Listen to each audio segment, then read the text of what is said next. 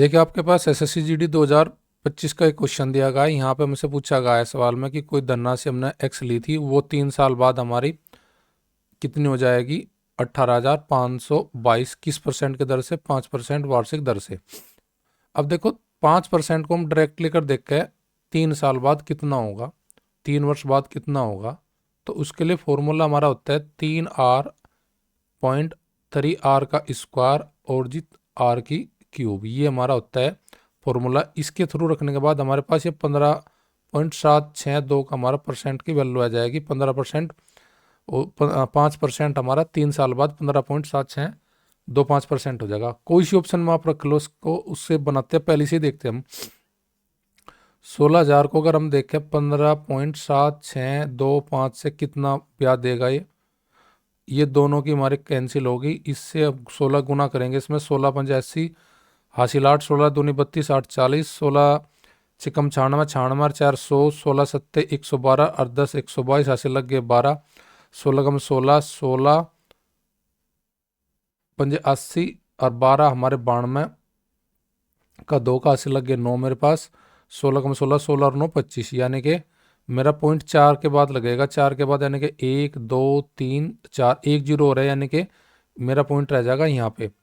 तो कहना मतलब 16,000 पे मेरा ब्याज बनता है 2522। अगर मैं 16,000 में 2522 जोड़ दूँ तो मेरा आंसर हो जाएगा, कितना बनेगा, 2 2 2 2 5 8 1, यानी कि 18,522। जो ऑप्शन बनेगी वो बनेगी ए से।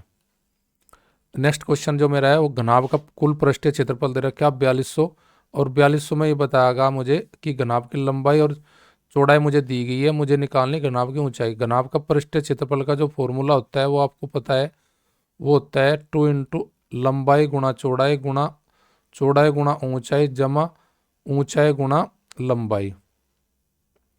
इसका वैल्यू दे रखा है मुझे 4200। 4200 को मैं डिवाइड करूँगा 2 से, तो 2 से डिवाइड करूँगा तो मेरे पास आ जाएगा 21। एल बी में जब वैल्यू दे रखा है 15 और 16, और मुझे किसकी वैल्यू नहीं दी गई है, मुझे एच की दी गई है। तो एल बी की वैल्यू 16, 16 गुना एच प्लस 15 गुना एच, ये मुझे निकालना एच की वैल्यू।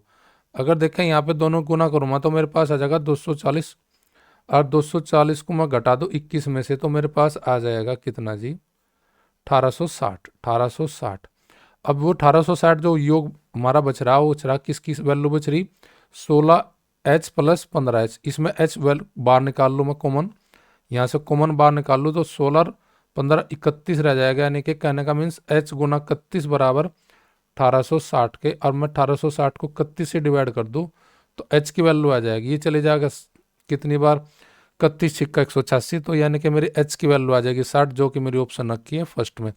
2D के क्वेश्चन आपके थोड़े से फॉर्मूले बेस होते हैं, अगर उनका थोड़ा फॉर्मूले आपको पता है तो जल्दी आप क्वेश्चन इजीली बनाते चले जाओगे।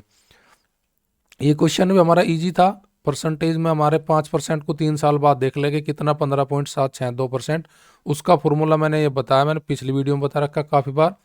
किसी भी संख्या को परसेंटेज में अगर है उसे 3 साल बाद देखना तो ये फॉर्मूला, यानी कि यहाँ पे भी 2 डिजिट रहेगी हमारी, और यहाँ पे 2 और 2 4 डिजिट के बाद हमारा दशमलव आ जाएगा। ये मैंने सीखा हुआ है ऑलरेडी, पहले आप जाकर देख सकते हो हमारी वीडियो पुरानी भी।